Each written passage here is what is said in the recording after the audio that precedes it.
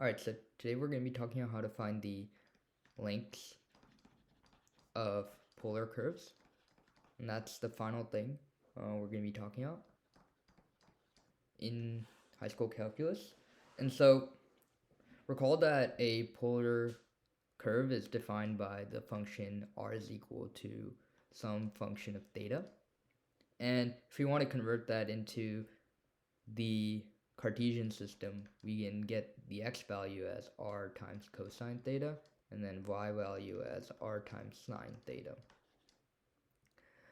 And if we sort of look at this closely, this kind of resembles the form of a parametric function where you have r as a function of theta, and then the cosine is obviously a function of theta. And so x and y are both defined by a common variable, theta. And when we were talking about parametric functions, we talked about how the length of a parametric function is simply the integral from some value alpha to beta times the square root of dx divided by d theta in this case, because that's the common variable, squared, plus dy divided by d theta squared, and then everything's multiplied by d theta, because that's the variable of integration. So this is the formula of how to find out the length of a polar curve. And this is sort of just taking the formula we saw in parametric functions and replacing dt with d theta, because that's the common variable in this case. But can we utilize the fact that a polar curve is like a more specific parametric function, where this is always going to be the form of our parametric function per se? Can we utilize that fact to sort of simplify this equation? And let's see that. So we know that dx divided by d theta is simply f of theta times sine theta, and then I added the negative, plus f prime of theta times cosine theta, and then dy over d theta is simply equal to f of theta times cosine theta plus f prime of theta times sine theta. And if we were to square both of these, so let's square these, because that is what is taken inside of the formula, we get f squared of theta times sine squared theta plus 2 times, or minus 2 times f prime of theta sine theta times f of theta times cosine theta, and then plus f prime of theta squared times cosine squared theta. And then similarly for dy over d theta, we get f squared of theta times cosine squared theta plus 2 f of theta cosine theta f prime of theta sine theta plus f prime of theta squared times sine squared theta. And in the length of a parametric curve formula, we are going to sum these two terms, right? So when we sum this top and this bottom, the first thing we notice is that this middle term cancels out, right? So let's cancel that out, and what we're left with is f squared of theta times cosine squared theta plus sine squared theta plus f prime of theta squared times cosine squared theta plus sine squared theta. And we know that this is just 1 and this is just 1.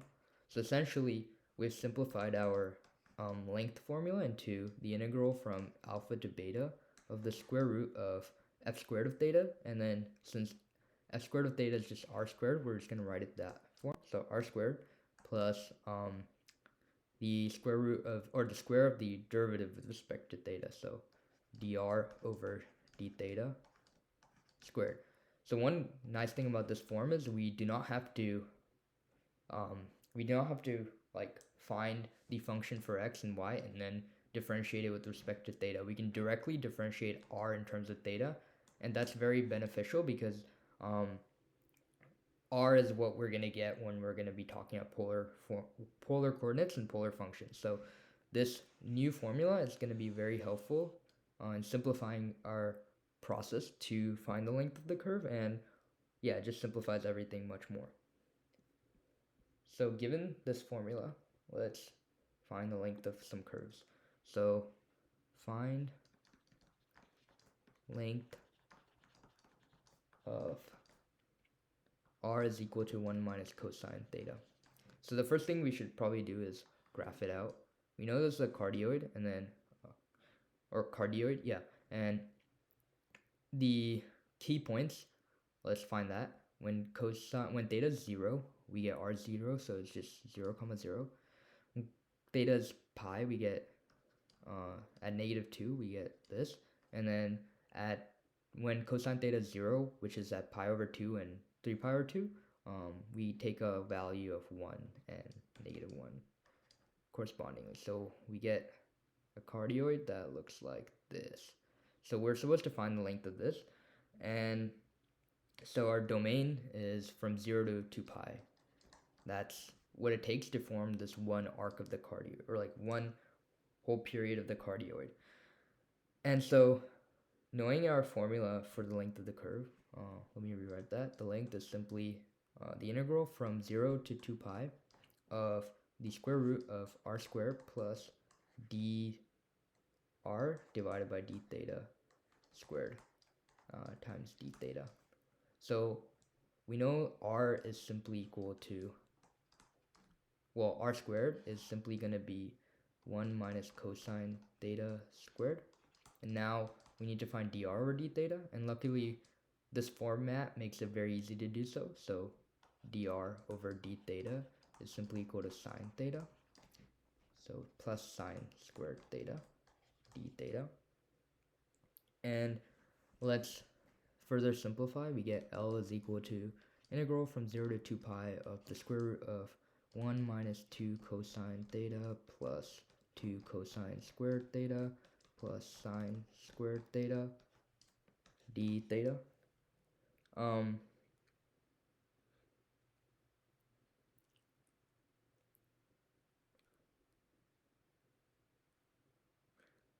now one thing that we can do is we can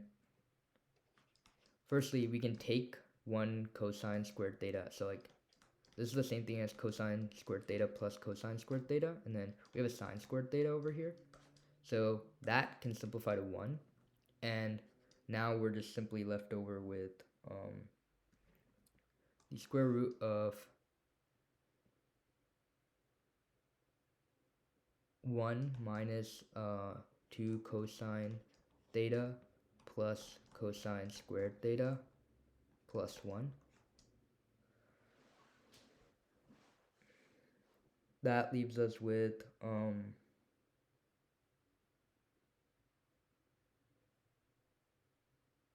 oh wait, actually this should be just a single cosine squared theta when we're squaring this. So this all just simplifies to well, this just simplifies to 1. So this just becomes the integral from 0 to 2 pi of the square root of 2 minus 2 cosine theta d theta. And we can just leave it at that. That tells us how to find the length of a cardioid.